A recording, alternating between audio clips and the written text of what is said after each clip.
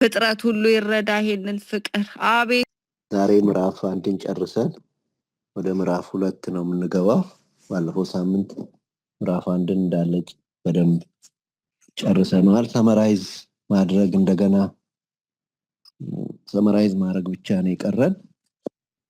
እንዲሁ እንዳ ክፍሉን እያስታወስን እንድንሄድ ሁሌ እንደምናደርገው ምዕራፍ 1ን ሰመራይዝ እናደርጋለን ዛሬ። ከዛ በኋላ ወደ ምዕራፍ 2 ጥናታችን እንሄዳለን። ክፍሉን ሰመራይዝ እናርግና እናነባለን ምዕራፍ 2። ምዕራፍ 1 ያው እንዳልነው በጣም ወሳኝ የሆነ ክፍል ነው ብለናል። ለሐዋርያት ሥራ መሰረቱ ምዕራፍ 1 ነው እና ስለዚህ በተደጋጋሚ ረጅም ጊዜ ወስደን አጥንተነዋል በሰፊው። ያንን ክፍል ዛሬ ትንሽ ቀለል ባለ መልኩ ሰመራይዝ እናደርገዋለን። እንዲሁ ሳስበው ነበር ክፍሉንና በቀላሉ በ3 ነገር ሰመራይዝ ልናደርገው እንችላለን። 3 አንጓዎች አሉት ምዕራፉ። እነዚህ 3ቱ ምንድናቸው? አንደኛው የክርስቶስ ስልጣና ወይም ይሄ ኮንፈረንሱ ነው። ሁለተኛው ፓርት ደግሞ የአገልግሎት ትራንስፈር ወይም ደግሞ ዴሊጌሽን ኦፍ ሰርቪሱ እሱን የተመለከተው ፓርት ነው። ሶስተኛው ደግሞ ትምህርቱ ያመጣው ለውጥ ነው። የክርስቶስ የሰጠው ትምህርት በሐዋርያቱና በሌሎቹ ተከታዮች ዘንድ ያመጣው ለውጥ ነው። እነዚህን ሶስቱን በእነዚህ በሶስቱ አቅጣጫ ምዕራፉን ሰመራይዝ ማድረግ የሚቻል ይመስለኛል እንዲሁ ሳስበው። እና እንዳልነው ይሄ ጌታ ኢየሱስ ክርስቶስ የ40 ቀን ኮንፈረንስ ነበር የሰጠው። ለዚህ ለ40 ቀን ኮንፈረንሱ 3 መሰረታዊ ነገሮች ነበር የመረጠው። የእግዚአብሔር መንግስት፣ ትንሣኤውና መንፈስ ቅዱስ። እንዲሁ ዝም ብዬ ሳስበው ከዚህ በኋላ የሆነው ነገር ምንድነው? የቤተክርስቲያን ምስረታና እድገት ነው። ሐዋርያት ሥራ በሙሉ ብታዩት የቤተክርስቲያን ምስረታና እድገት፣ የእግዚአብሔር መንግስት መስፋፋት የሚመለከቱ ታሪኮች ናቸው፣ የሚመለከቱ እውነቶች ናቸው ያሉት። እና ኢየሱስ ክርስቶስ በምዕራፍ 1 ላይ ጌታችን ኢየሱስ ክርስቶስ በምዕራፍ 1 ላይ ቤተክርስቲያን የምታድግበትን መሰረት እየጣለ ነበር። እና ዝም ብዬ ሳስበው ነበር ይሄንን ነገር ዛሬ ትናንትም። እና ምንድነው በቃ ቤተክርስቲያን የምታድገው በእነዚህ በ3ቱ ነገሮች ነው ማለት ነው። ከትንሣኤው ጋር ያላት ውህደት ወይም ደግሞ ንክኪ፣ የመንፈስ ቅዱስ ስራ፣ የእግዚአብሔር መንግስት እውነት፣ እነዚህን 3ቱን ነገሮች ያላት ቤተክርስቲያን ታድጋለች ማለት ነው። ምክንያቱም በእነዚህ መሰረት ላይ ነው ጌታ ይሄንን ስልጣና የሰጠውና ቤተክርስቲያን የምታድግበት ብሎ የመረጣቸው ቶፒኮች እነዚህ ናቸው።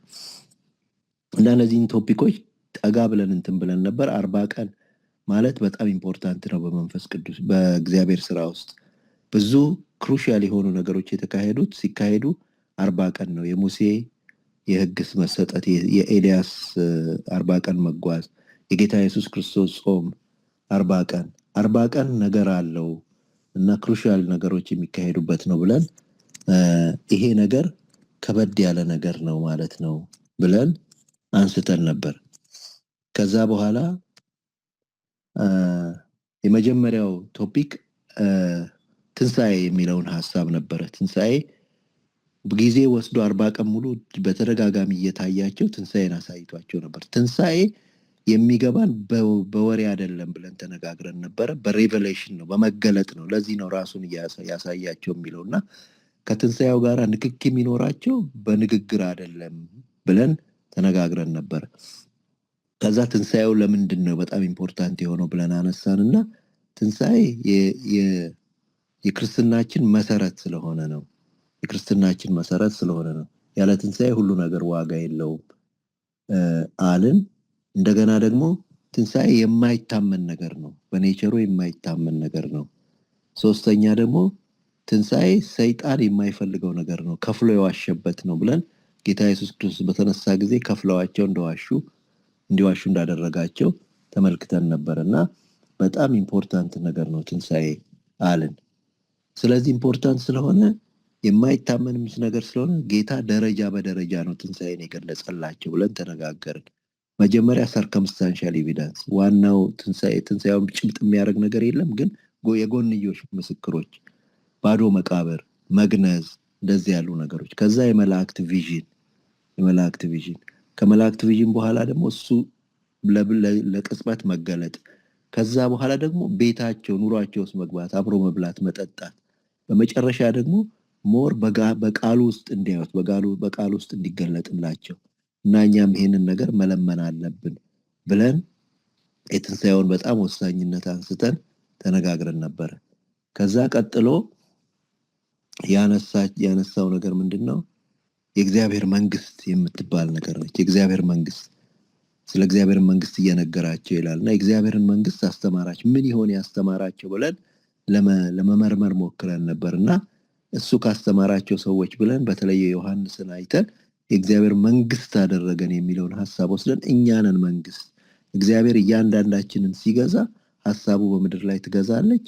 ከዛ በኋላ መንግስቱ ትስፋፋለች እና መንግስት ማለት እሱ ኃላፊ ገዢ የሆነበት የሚቆጣጠርበት ማለት ነው ብለን ተነጋገርን።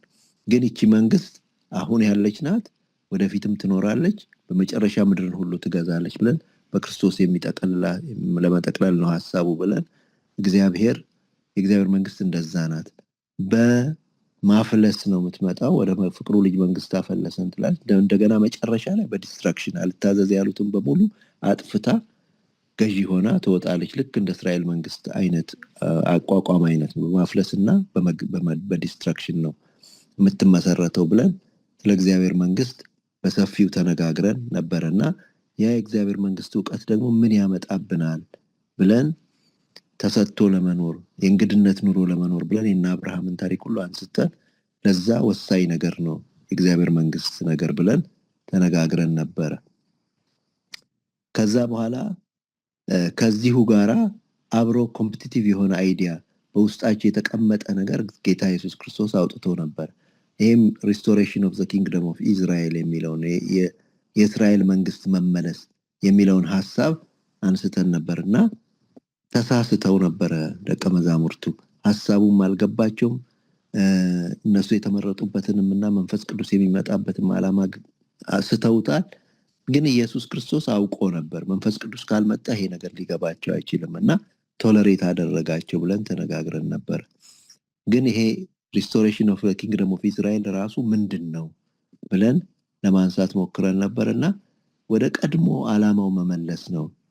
እስራኤላውያንን ሲያወጣቸው ከግብጽ ምድር ጌታ ሊሆናቸው እነሱ ህዝብ ሊሆኑት ነው።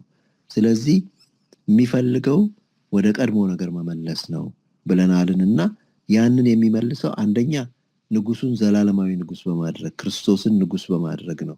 ከዛ ሲስተም ይቀይራል። አንበሳ እንደሎላም ገለባ ይመላል እና ፉል ፒክቸሩ የሚመጣው ደግሞ በሰከንድ ካሚንግ ኦፍ ክራይስት ጊዜ ነው ብለን እነዚህን ሐሳቦች ያሟላ ነው የሪስቶሬሽን ኦፍ ዘ ኪንግደም ኦፍ ኢዝራኤል ብለን እነሱ ከሚያስቡት በጣም የተለየ ነው ብለን ተነጋግረን ነበረ እና ሁሉም ነበር ይሄን ሐሳብ ያነሱት።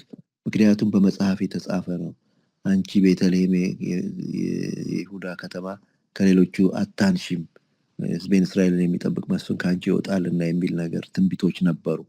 ትንቢቶች ላይ ተመስርተው ነው ሁሉ የተስማሙበት ነገር ነው። የእግዚአብሔር ቃል ይደግፈናል ብለው ያሰቡት ነው። ግን ሮንግ ነበረ ብለን ይህን ሐሳብ ተነጋግረን ነበረ። ከዛ በኋላ በመጨረሻ ያነሳ ነው የተስፋውን መምጣት ነበር። የተስፋውን መምጣት አንስተን ተነጋግረን ነበር። ይሄ ተስፋ ምንድን ነው? ለምን የተለየ ሆነ ብለን አነሳን። የተለየ ነው ብለን ከምዕራፍ 2 ጋር ትንሽ አጣቅሰን የተለየ የሚያደርገውን ምክንያቶች ተነጋግረን ነበር። የመጀመሪያው ፕሮሰሱ ይለያል። ዝም ብሎ አይደለም የመጣው። ኢየሱስ ክርስቶስ ሞቶ ላይ ሄዶ ለምኖ እና ዋጋ ተከፍሎበት የወረደ በጣም ውድ ነገር ነው መንፈስ ቅዱስ ብለን ነበር ያለው።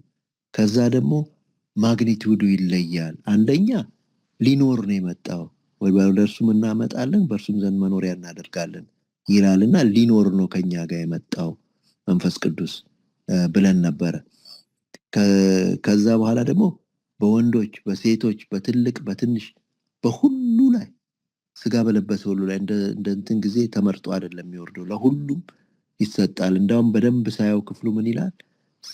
ሴቶችና ወንዶች ባሪያዎች ይልና የራሱን ይልና ከዛ ደግሞ ሴቶችና ወንዶች ልጆቻችሁ፣ ሽማግሌዎቻችሁ ይላል።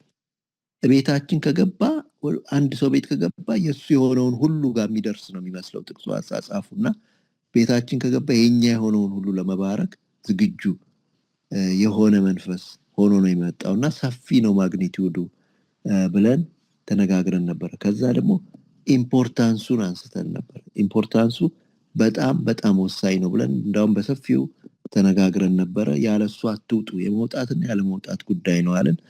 ለምንድን ነው የሆነው ብለን እኛ ደካማ ስለሆንን ነው። ምክንያቱም ደካማ መንፈስ ድካማችንን ያግዛል ይላል። እንደገና ደግሞ ጌታ ኢየሱስ ክርስቶስ ድካማችንን ነግሮናል።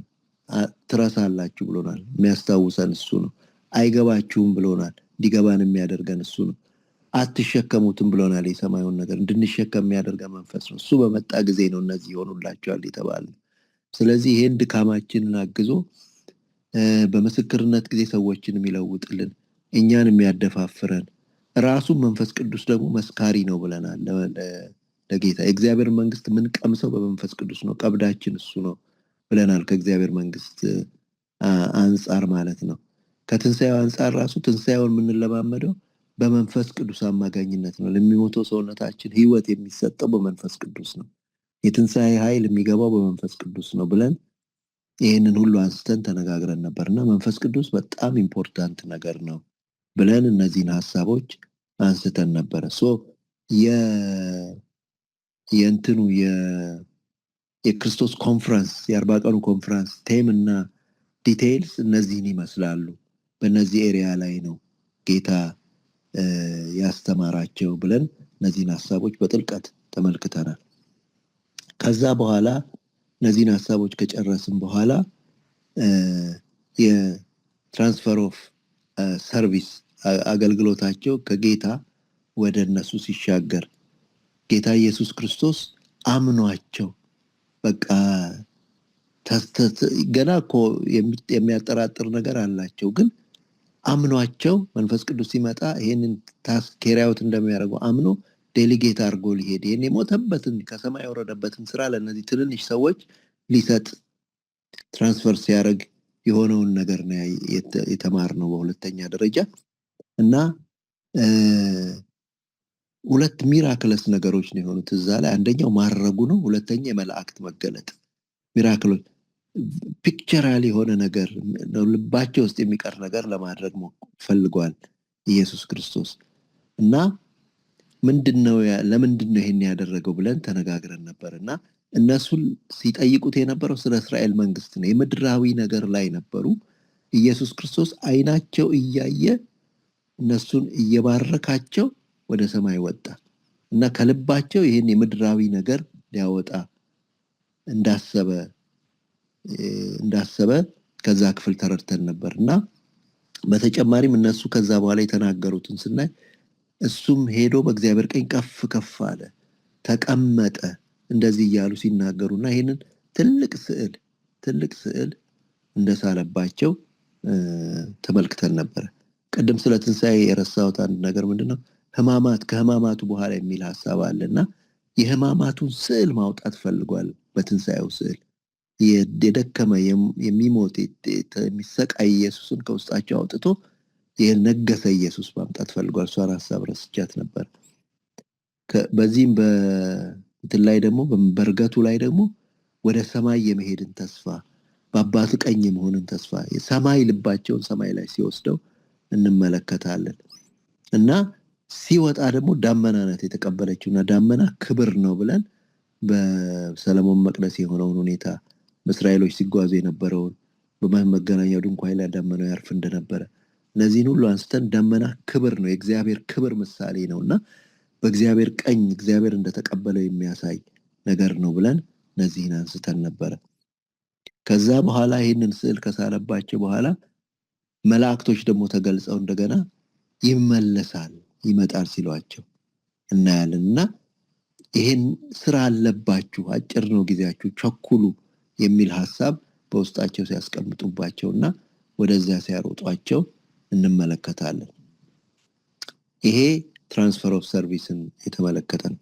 ከዛ የክርስቶስ ትምህርት ያመጣውን ውጤት ደግሞ በሚቀጥሉት ቁጥሮች ተመልክተን ነበር እና የመጀመሪያ ነገር በእምነት ተስፋውን የሚጠባበቁ ሰዎች ነው የሆኑት። በእምነት ተስፋውን የሚጠባበቁ ሰዎች ሆኑ እና አይተናል። በፍጥነት ወዲያው እንደተነገራቸው በፍጥነት ወደ ኢየሩሳሌም ሲመለሱ ደብረ ዘይት መቆየት አልፈለጉም። ጌታ የተናገረውን ፉልፊል ሲያደርጉ በፍጥነት ወደ ኢየሩሳሌም ሲመለሱ፣ አንድ ቤት ውስጥ ሲገቡ፣ በአንድ ልብ ሲጸልዩ፣ በአንድ መንፈስ ሲሆኑ፣ እግዚአብሔርን ሲፈልጉ ፐርሲስተንትሊ ከዛ በኋላ ደግሞ ስርስራቸው ሁሉ ተገልጾልናል። ዳይቨርሲፋይድ የሆኑ ሰዎች እንደሆኑ እንድንረዳ ነው እና የተለያየ አይነት ስታተስ ያላቸው ሁሉ ተገልጸዋል።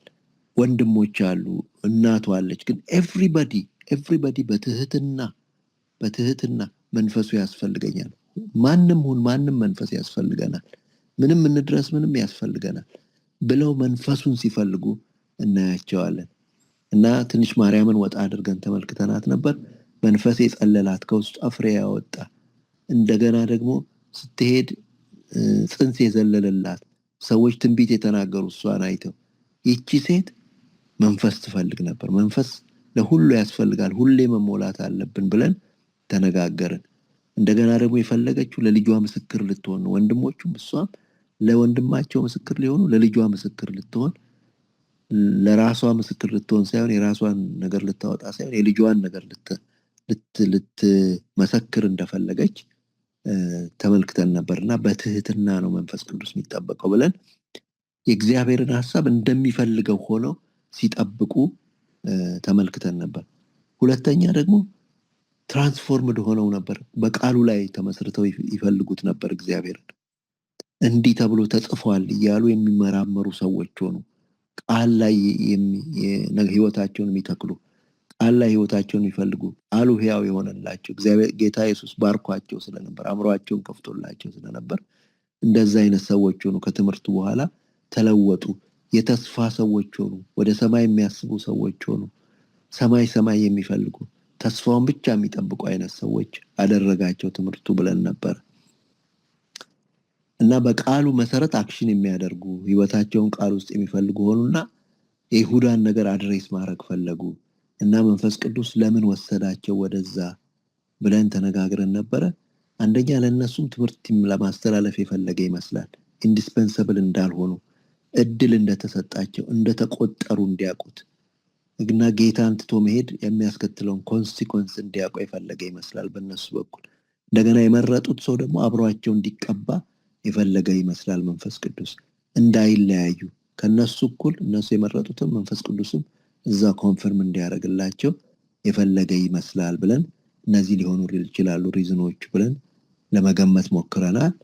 ከዛ ይሁዳንም በዛው አይተነዋል እና ምን ያህል አሰቃቂ ነገር እንደደረሰበት፣ ምን ያህል ክፉ ነገር እንደደረሰበት ተመልክተናልና ጌታን መተው መጨረሻው ታሪካችን አያምርም። የሱ ተነገረ፣ ሞቱ፣ ተሰነጠቀ፣ ሆዱ ተዘረገፈ ተብሎ ተወራበት ይላል። ሞቱ እንኳን በክፉም ይወራ፣ የሚያስጠላ ፍጻሜ ደረሰበት እና በተለይ ደግሞ ኢንፈሲስ ያደረግናት ሹመቱንም ሌላ ይውሰድ የምትለዋን ቃል በቃ ምንም አይደለንም እኛ፣ እግዚአብሔር ማሰው አለው፣ በወረፋ ሰው የሚፈልገው አለው፣ ለፈለገው ሊሰጥ ይችላል። we are nothing ከመረቱ የተነሳ ነው እንጂ ብለን ፈርተን መያዝ አለብን የተሰጠንን ብለን ይህን ሀሳብ አንስተናል። በመጨረሻ ደግሞ እነሱ ይህንን ነገር ስፍራ ለመተካት የወሰዱበትን መንገድ አይተን በእግዚአብሔር ቃል ላይ ተመስርተው በጸሎት ሆነው እንደገና ደግሞ ልብ ላይ ነው ያተኮሩት ብለን አለን። ልብን የምትመረምር ብለው በልብ ላይ ነው ያተኮሩት ብለን አለን እና ይሄ ሁሉ የክርስቶስ ትምህርት ትራንስፎርሜሽን ነው የሚመስለው። ይሄ ሁሉ በቃ ቃል ላይ መመስረት፣ መንፈሳዊ ነገርን መፈለግ፣ እግዚአብሔርን ልብ መፈለግ፣ እንደዚህ አይነት ህይወት ውስጥ ገቡ። በዚህ አይነት ሁኔታ ሲጠብቁት ነው ምዕራፍ 2 ላይ ምንደርስ። በዚህ አይነት ሁኔታ ነው እግዚአብሔር ጌታ መንፈስ ቅዱስን እንዴት ባለ የሰማያዊ እሳቤ፣ እንዴት ባለ የጓጓ ልብ፣ እንዴት ባለ አንድነት፣ እንዴት ባለ የተለወጠ ማንነት ፈርታይል ግራውንድ እንደሆነ እንድናየው ነው። እንዲህ ባለ ሁኔታ ነው ምዕራፍ 2 የሚሻገሩት ጌታን የሚፈልጉት እና እግዚአብሔርን እናመሰግናለን። ምዕራፍ 1 ከሞላ ጎደል ይህንን የሚመስል ምዕራፍ ነው። ምዕራፍ 2 ነው ዛሬ የምናጠናው። ምዕራፍ 2 አንድ ጥናት ሆኖ ነው የተዘጋጀልን። ስለዚህ እንደ አንድ ጥናት ነው የምናጠናው። ምናልባት ትንሽ ቀን ይወስድብናል፣ ትንሽ ሳምንቶች፣ ግን በተደጋጋሚ ልናነበው እንችላለን ምዕራፍ 2ን ደግመን፣ ምክንያቱም በጣም ሰፊ ምዕራፍ ነው፣ ብዙም ትምህርትም ያለበት ምዕራፍ ነው። እግዚአብሔርን እናመሰግናለን። ጌታ ስላስተማረን የተባረከ ይሁን። ምዕራፍ 1ን ምዕራፍ 2ንም ተስፋ እናደርገዋለን እግዚአብሔር ያስተምረናል። ጥናት 3 ማለት ነው። ሁለቱን ጥናቶች ቻፕተሮቹን በአንድ ላይ ሰመራይዝ አድርገን ጨርሰናቸዋል። ምዕራፍ 2 በቤተ ክርስቲያን የሰጠችው ርዕስ በባለ 50 የመንፈስ ቅዱስ መውረድ የሚል ርዕስ ነው የሰጠችው። የሐዋርያት ሥራ ምዕራፍ 2 ከ1 እስከ 47 ያለው ክፍል ነው። በጣም ረጅም ነው እንደምታዩት። ሁሉንም ክፍል ማንበብ ምናልባት ዛሬ የሚያስፈልገን አይመስለኝም። የተወሰኑ የመጀመሪያውን ፓርት ካነበብን ይበቃናል ዛሬ። አይ ቲንክ ከ1 እስከ 13 ካነበብን ይበቃናል። ምክንያቱም የጴጥሮስን ስብከት ምናልባት ኔክስት ዊክ ነው አናላይዝ የምናደርገው። ስለዚህ ከ1 እስከ ምዕራፍ 2 ከ1 እስከ 13 ያለውን እናም ስንት ነው የወረደላቸው፣ ምንድን ነው የወረደላቸው እያልን እሱን ጠለቅ አድርገን እንመረምራለን ዛሬ። እግዚአብሔር እናመሰግናለን። የመጀመሪያው ጥያቄያችን ከቁጥር 1 እስከ 4 ባለው መሰረት መንፈስ ቅዱስ የወረደበትን ሁኔታና የተገለጸበትን መንገድ ተወያዩበት ይላል እና በደንብ እንደምታዩት አዲስ ትርጉም የያዘ ሰው አለ?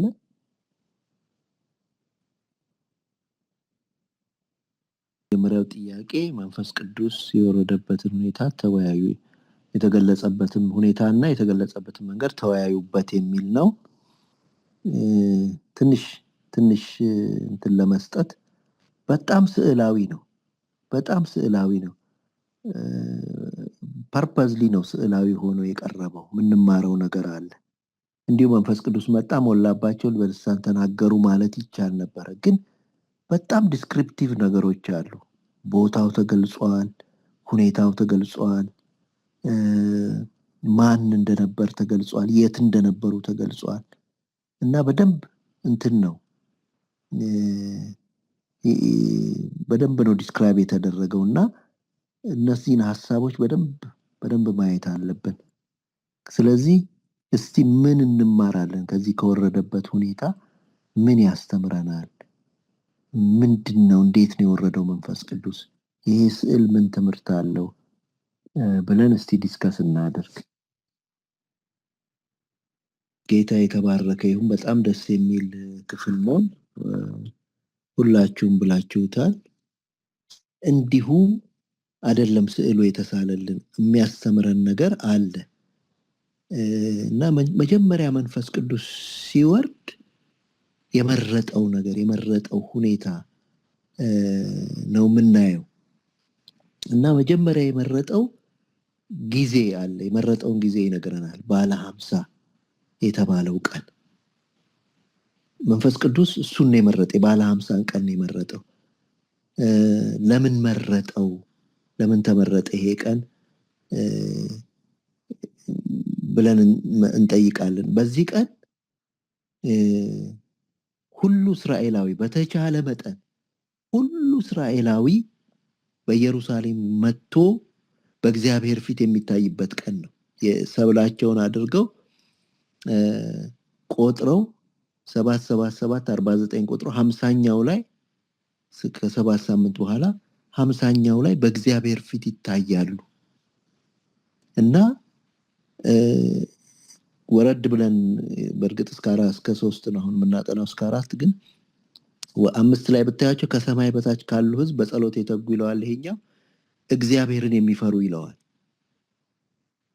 እግዚአብሔር መንፈስ ቅዱስ የሚፈልጉትን ሁሉ የሚፈልግ ነው እነሱን ማግኘት ፈልጓል መገናኘት ፈልጓል ባለ 50 ጠብቋል መንፈስ ቅዱስ የሚመጡበትን እግዚአብሔር ጋር ሊታዩ የሚመጡበትን የሚደርሱበትን ፈልጓል ጊዜን የፈለገው አያችሁ መንፈስ ቅዱስ ሐዋርያት ላይ ብቻ አይደለም መውረድ የፈለገው ሐዋርያት ላይ ብቻ አይደለም መውረድ የፈለገው ለሐዋርያት ብቻ እንዳልመጣ ያሳየናል ሌሎች ልብ ውስጥ አሉ ውጪ ያሉትን ያየን የመጣው መንፈስ ቅዱስ ከውጪ ያሉትን እግዚአብሔርን የሚፈልጉትን ያልደረሱበትን ግን የሚጓጉለትን አምላክ የሚፈልጉ ሰዎች አሉ እነሱን ያየ ነው ሐዋርያት ጋር የመጣው መንፈስ ቅዱስ እኛ ጋር የሚመጣው በዚህ ስሜት ነው ወገኖቼ ውጪ ያሉትን ያየ እነሱ ጋር መድረስ እየፈለገ በእናንተ በኩል እነሱ ድረስ ያለ ነው መንፈስ ቅዱስ የሚመጣው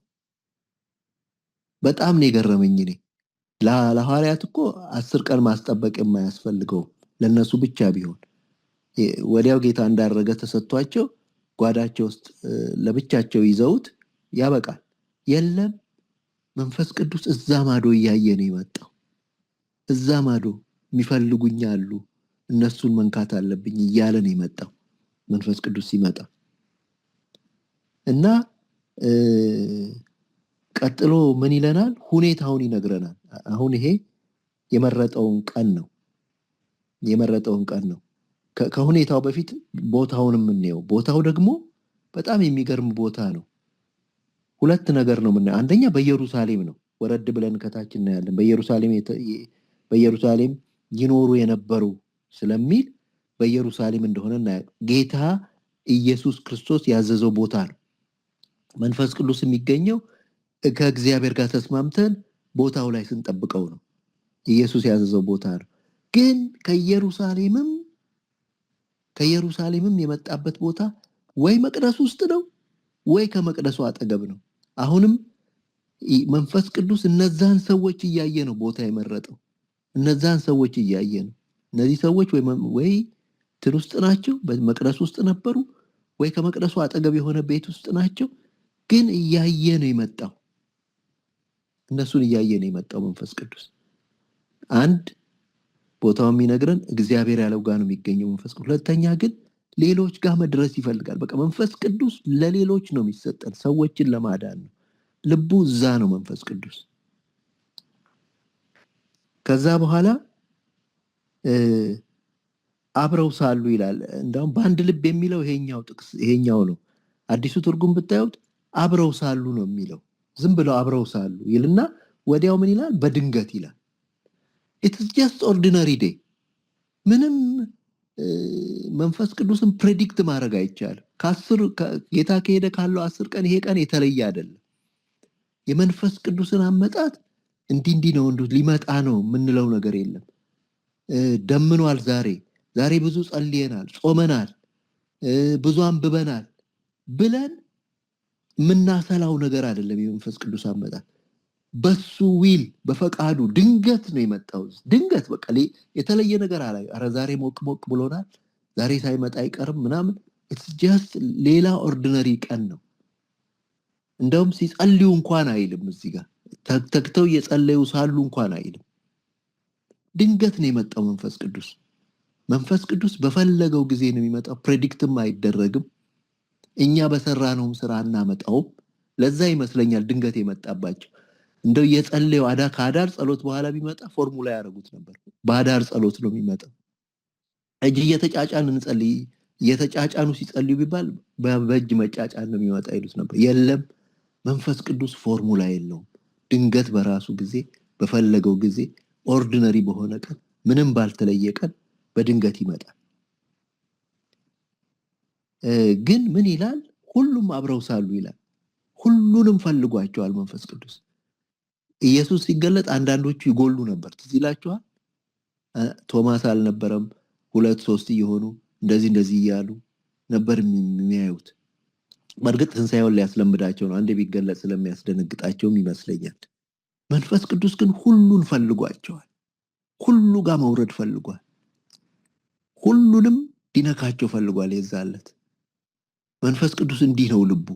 ሁሉን ማግኘት ይፈልጋል። ሁሉ ላይ መውረድ ይፈልጋል። ከሁሉ ጋር መኖር ይፈልጋል። የሚወደኝ ቢኖር ትእዛዜን ይጠብቃል፣ ወደ እርሱ እንመጣለን፣ በእርሱ ዘንድ መኖሪያ እናደርጋለን። እሱ ትእዛዜን ይጠብቅ እንጂ እሱ ይፈልገኝ እንጂ እኔ እመጣለሁ ነው የሚለው መንፈስ ቅዱስ። እና እንዳይጎሉበት ፈልጓል። ሁሉም ሳሉ አብረው ሳሉ መጣ መንፈስ ቅዱስ። ሁሉም አብረው ሳሉ ነው የመጣው።